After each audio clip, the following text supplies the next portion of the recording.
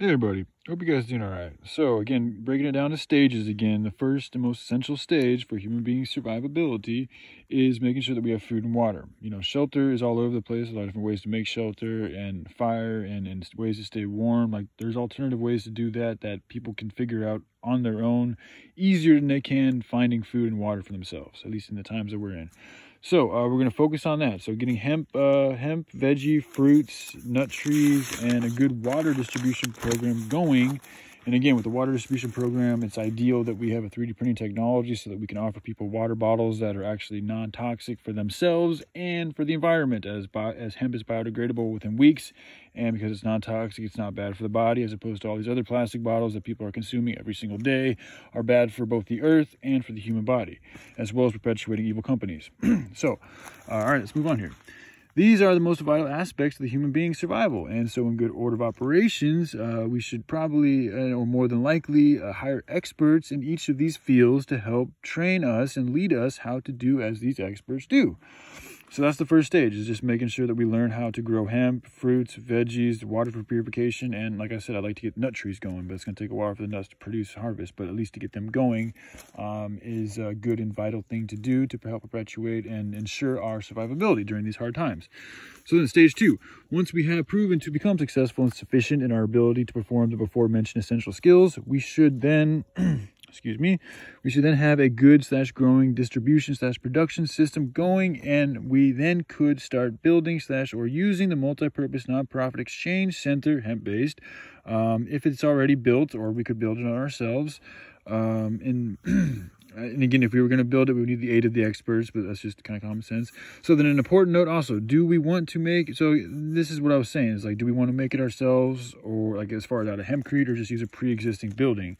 I'm totally fine with using stuff that's already been built. That's just being efficient with stuff that's already here. I just don't want to continue to perpetuate stuff that I know is bad for the environment and for people, and it's also perpetuating evil corporations.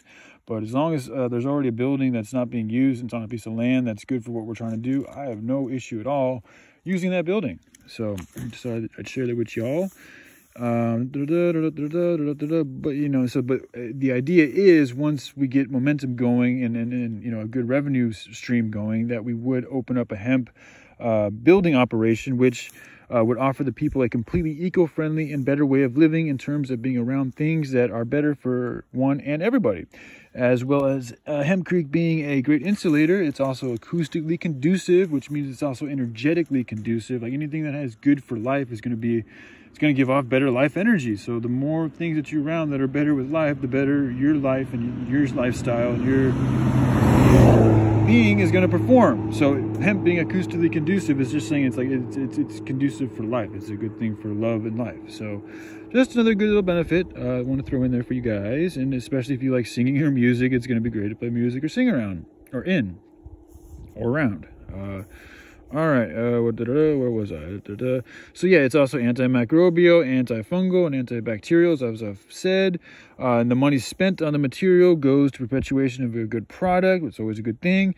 And hempcrete is better than concrete in an earthquake. So with all this crazy shit going on the planet, hempcrete is the material we should be using, as it's way better than concrete because it's more flexible.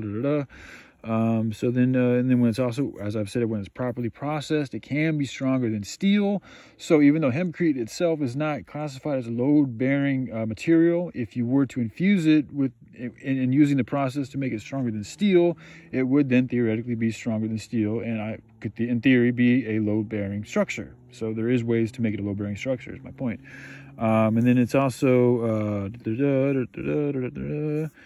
it's also very fire resistant, and what else was it? Okay, I think that's it. So anyway, yeah, there's more benefits that I might just not have them on the top of my head right now. But yeah, then the stage 3 would be the creating and using the abundance to hopefully accumulate and perpetuate more of these charity organizations and help us train and teach us the skills that we need to be able to perform these functions all over the planet where they really have problems that are in need. But anyway, that'll be the next video. All right, I love you guys. Y'all take care. Bye.